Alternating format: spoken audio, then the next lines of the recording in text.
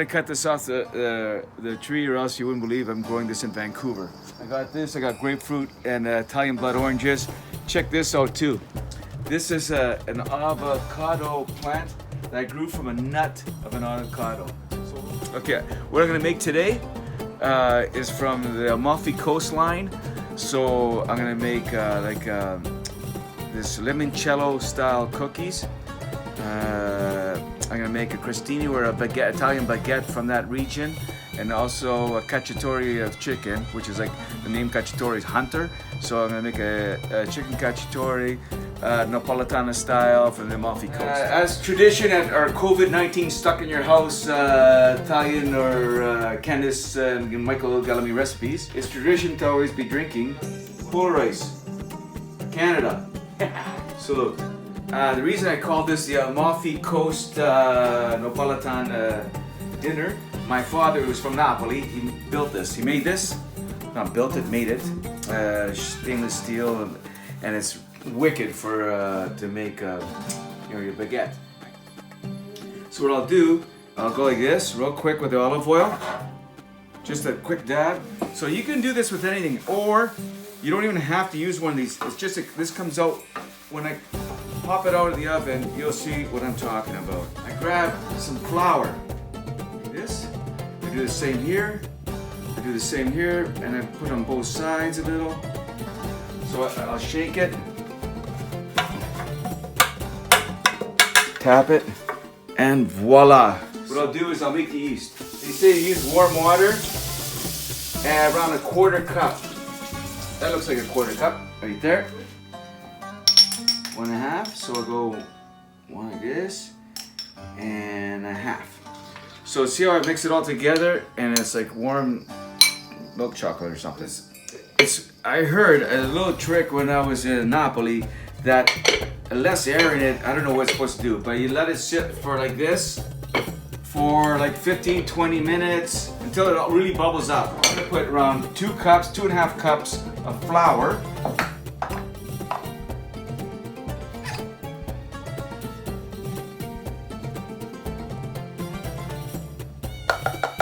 I do a little trick too. I add a little more. Reason being, I can always add a little warm water. I'd rather be a little more dough than less. Anyways, add around 2 teaspoons of salt. So I go. I should be using a little bowl for teaspoons and that, but I know this little mechanism. And then once you stir it in, what I'm gonna do is, I'm gonna make a bowl here. So I'm gonna put in the yeast right in here. And you can see how thick it's starting to get. That's around right. So what I want to do is, I want to slowly add this into the middle there. This. Just a touch of warm water. Clean up the dish. Voila. Because what I'm going to do here is I'm going to mix this. I put 2 cups in, but what you do is put a little at a time. You might not use all the water. Okay. See, there you go. It's getting there. By accident, if you went a little too much water, you can always add a little more flour, okay? Look at this. So soft. This is a work of art. Look on the bottom. See, I got this flour here. I'm gonna let it sit on that. I should be more precise, but I'm not. There you go. So I'm gonna let this sit. One of the baguettes, you notice I have 2 there. I'm gonna make like an Italian spread that goes on the baguette, like a crostini. So 2 teaspoons of fresh parsley, let's say a quarter teaspoon of paprika, a teaspoon of salt, and another quarter teaspoon of oregano, Parmesan cheese Reggiano. Oh, 2 garlic cloves, 1 stick of butter. Mix it. So I'll just add all this in there. Put this on later today. So I'll wrap this up. I got everything getting ready for the bread. I'm gonna make that limoncello cookie biscotti dessert that's from that same region. If you take a look, I put 2 egg whites in there, and around 1/8 of a teaspoon of salt. This is going to be important, so I got to be a little more precise. And I'm going to blend this with just a hand blender, not like a big machine. Now we're going to add in the sugar. It's like a half of how thick it is.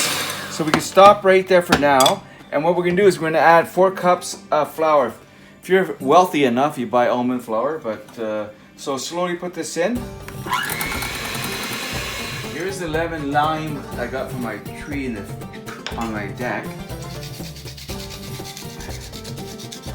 Okay, so around a tablespoon, you want around a tablespoon. Take a look at this, kids.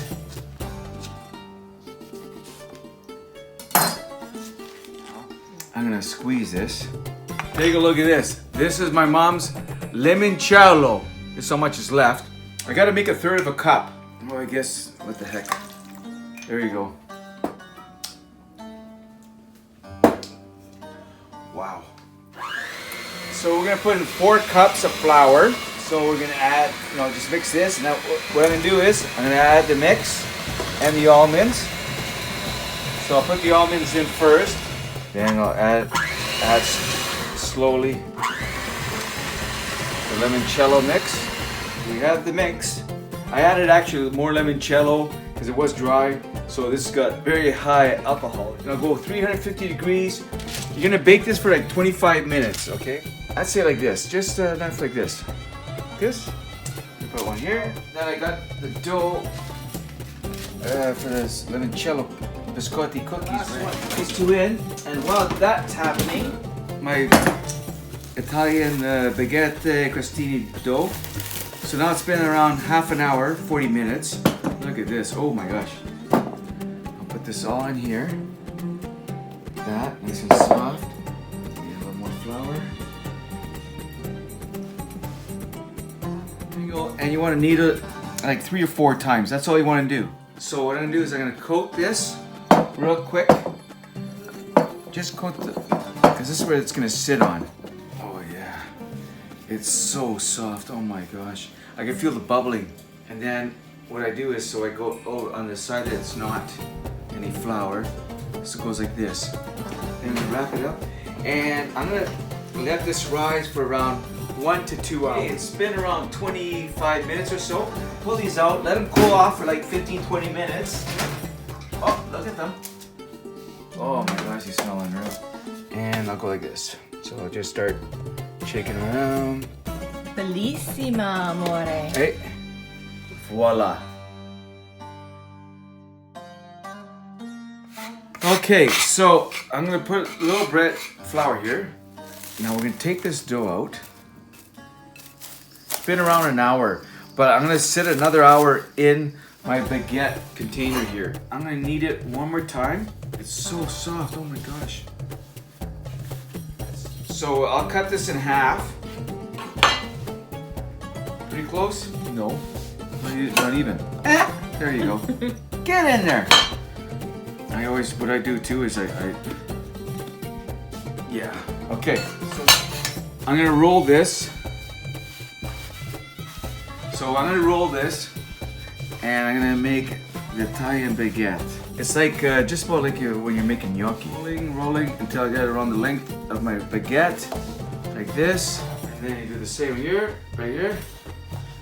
Bellissima. And there you go. So now what I'm gonna do here is I'm gonna wrap it. Just gonna leave this sit for like 1 hour. This is really important, especially when we're gonna pan fry it with the flour. I'll show you why. Hold on, I'm gonna do a little more. Papa's homemade wine. Everything has wine. Remember that.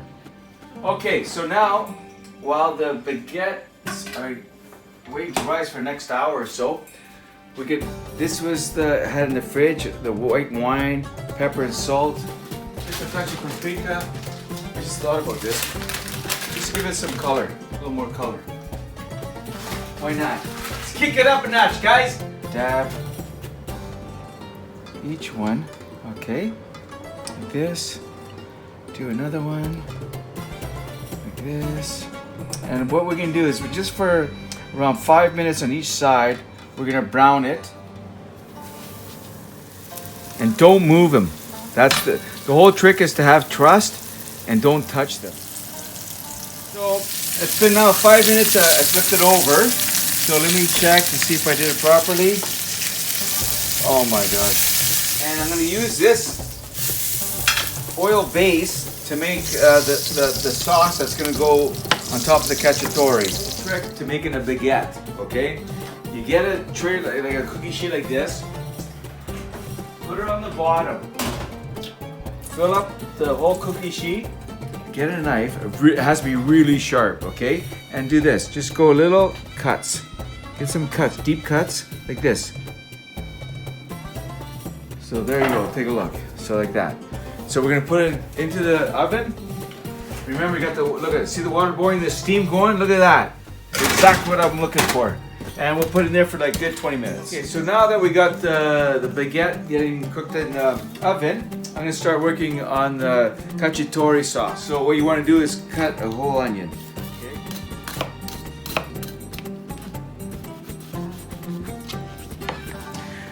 Now this is gonna be cacciatore, so it's really rustic.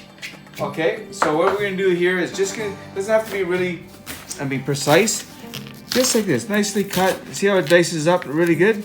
About around 2 big ones, or 2 to 3 garlic cloves. That's what you want to use for this. Dice them up. Okay, so we diced this up, and now we do 1 red pepper. Okay, so we just want to cut this right here, just so we can open it up.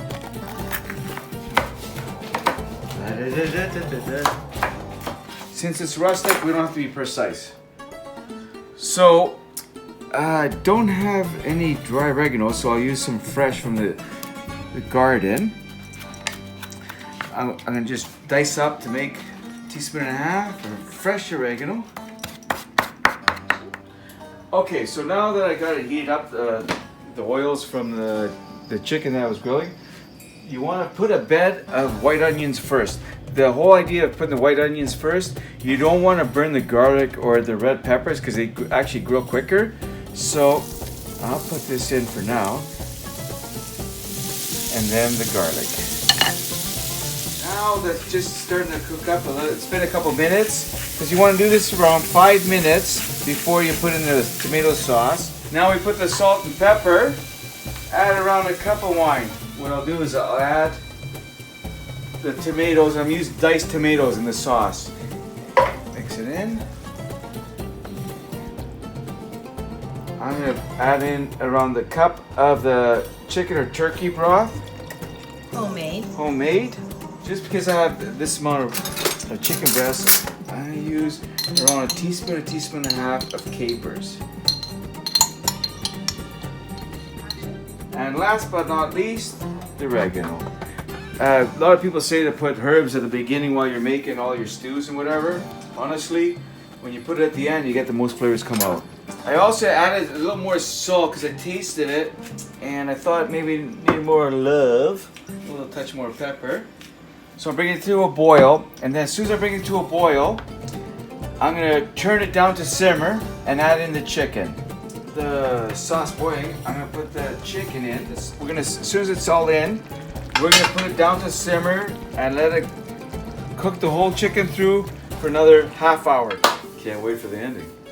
Papa, are you hungry? I'm waiting. We are pretty much done. I'm gonna turn this off. Yes.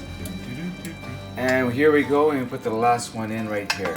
What we'll do is we're gonna put the sauce right on top. On top of the chicken, we're gonna put that fresh basil that I chopped up.